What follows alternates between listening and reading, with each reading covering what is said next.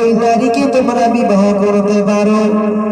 আল্লাহ পাকের নবী কেন জানালেন, যদি নারী দিনদার হয়, নারী যদি পরেশগার হয়, নারী যদি কোরআন পড়নেওয়ালা ব্যক্তি হয়, নারী যদি নামাজি হয়, নারী যদি তাহাজ্জুদ গুজারি হয়, দয়ার নবী মুহাম্মদুর রাসূলুল্লাহ সাল্লাল্লাহু আলাইহি ওয়াসাল্লাম নবী আমার বলেন, ওই নারীকে তোমরা বিবাহ করে ঘরে নিয়ে এসো।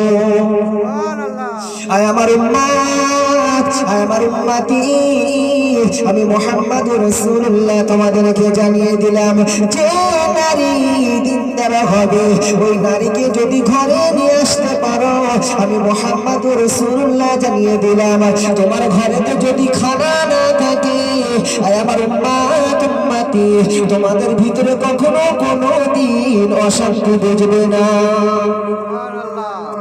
ঠিক না বল? আর নারী যদি দিনদার না হয় বাবা, যদি নুন আনার পয়সা না থাকে, সামান্য নুন অতি তালাক হয়ে যাবে। কেন? ধৈর্য ধরার ক্ষমতা তার তো নেই। আল্লাহ পাকের কোরআন জানিয়ে দেন, ربنا أفرغ علينا صبرا وثبت أقدامنا وانصرنا على القوم الكافرين।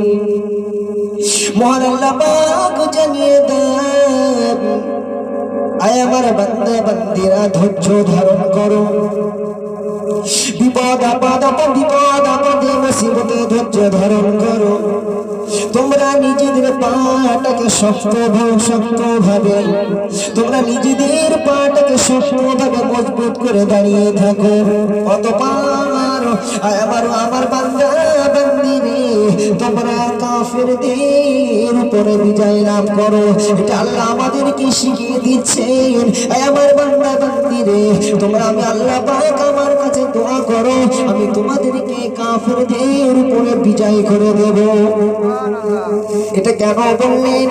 আজ পৃথিবীর জমিনে দেখেন, কিছু কিছু মহিলা রয়েছে, কিছু কিছু বৃদ্ধ মহিলা রয়েছে, তাদের শরীয়তের কোনো জ্ঞান নাই গো, শরীয়তের কিছুই জানে না তারা।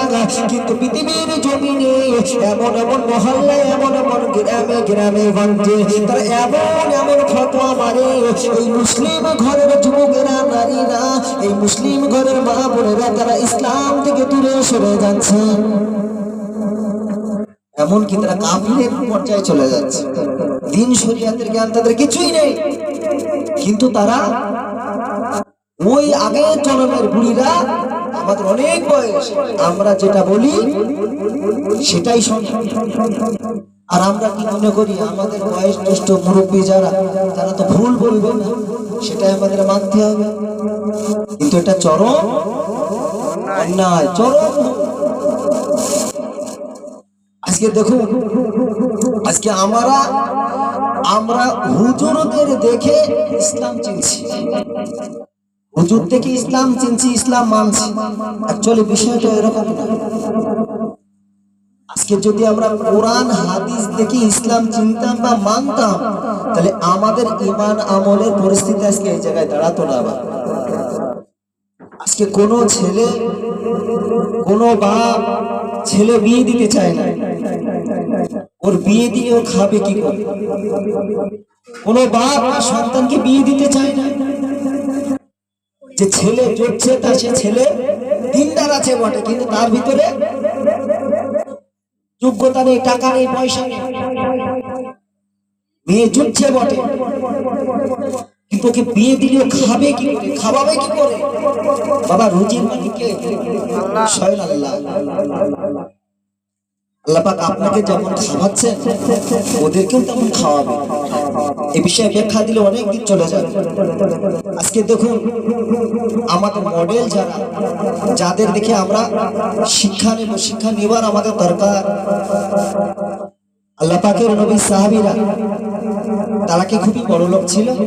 না, দুই একজন, হাতে গোনা দুই একজন বড় লোক ছিল। তাদের ভিতরে কি দিনদার! হযরতে আলী রাদিয়াল্লাহু তাআলা আনহু, তার বিয়ের প্রস্তাবে কোন একজন সাহাবী বলছে, আলী তুমি যাও রাসূলের দরবারে, ফাতেমার সঙ্গে তোমার বিবাহ। আলী রাদিয়াল্লাহু তাআলা আনহু বললেন, আমি যে বিয়ে করব, আমার তো একটা ঘরও না, আমি যে বিয়ে করব, আমি মোহরানা আদায় করবো, সেটাও আমার নাই। কোন একজন সাহাবী বললেন, যাও উসমানের কাছে যাও, অন্তত তোমার তলোয়ারটা বিক্রি করো। এটা বললেন কি? এই যুক্তিটা দিলেন কি? স্বয়ং রাসূলুল্লাহ সাল্লাল্লাহু আলাইহি ওয়াসাল্লাম। আলীকে বলছেন, আলী তুমি যে বিয়ে করবে, তা মোহরানা কি দেবে? ইয়া রাসূলুল্লাহ, হাবিবাল্লাহ আপনি তো জানেন আমার কিছুই নেই। যাও তুমি আমার উসমানের কাছে যাও, তোমার তলোয়ারটা, তোমার ঢালটা বিক্রি করো। আমাদের জামানে, আমাদের জীবনে এরকম ঘটবে না। ওই ছেলের সঙ্গে বিয়ে। প্রিয় নবী মুহাম্মদুর রাসূলুল্লাহ সাল্লাল্লাহু আলাইহি ওয়াসাল্লাম, নবী আমার জান্নাতের রানী আম্মা জান ফাতিমা জোহরা রাদিয়াল্লাহু তাআলা আনহাকে আলী রাদিয়াল্লাহু তাআলা আনহুর হাতে তুলে দিলেন। আলী রাদিয়াল্লাহু তাআলা আনহু তিনি বিয়ে করে ঘরে নিয়ে যাবে, নিজের কোনো ঘর নাই, নিজের কোনো ঘর নাই, একটা ভাড়া ঘর নিয়েছে।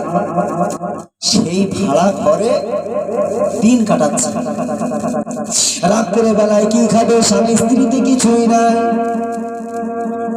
কিন্তু সারাটা রাত তাদের বাসরাতে কোনো দুঃখ যন্ত্রণা নাই।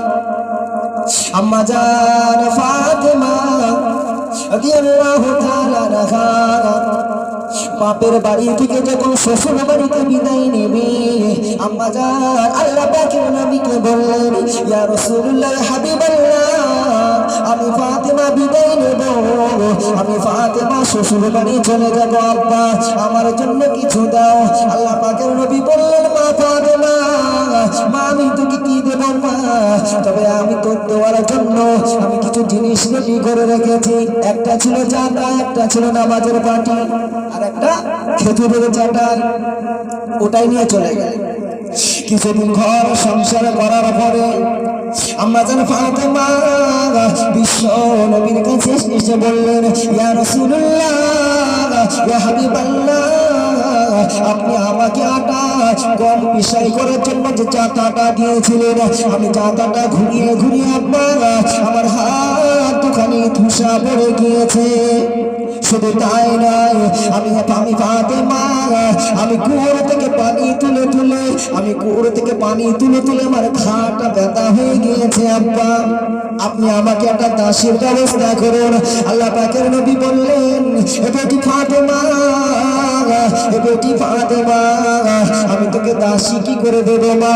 এই দেখ পেটের কাপড়টা তুলিয়ে দেখলেন, পেটের কাপড়টা তুলিয়ে নিজের কন্যাকে দেখালেন, মা 3 দিন দেরি খাওয়া হয়নি মা, আমি মুহাম্মদুর রাসূলুল্লাহ, নিচে পেটে পাথর বেঁধে রয়েছে মা। এ মা ফাতেমা, আমি তোর আব্বা তোকে বলে দিলাম মা, দাসী তোকে নিতে হবে না, দাসী তোকে নিতে হবে না, আমি রাসূলুল্লাহ দাসী তোকে দিতে পারবো না। এ মা ফাতেমা, তোকে আমি একটা ওজিফা শিখিয়ে দিই মা, তুই সারাক্ষণ যখন সময় পাবি সুবহানাল্লাহ 33 বার বলবি, আলহামদুলিল্লাহ 33 বার বলবি, আল্লাহু আকবার 34 বার বলবি মা। এ মা ফাতেমা, আল্লাহ পাক জান্নাতের ভিতরে তোর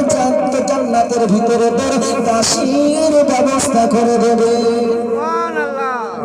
ফজিলত তো দূরের কথা, দাসী আল্লাহ জান্নাতে করে দেন। তাদের চরিত্র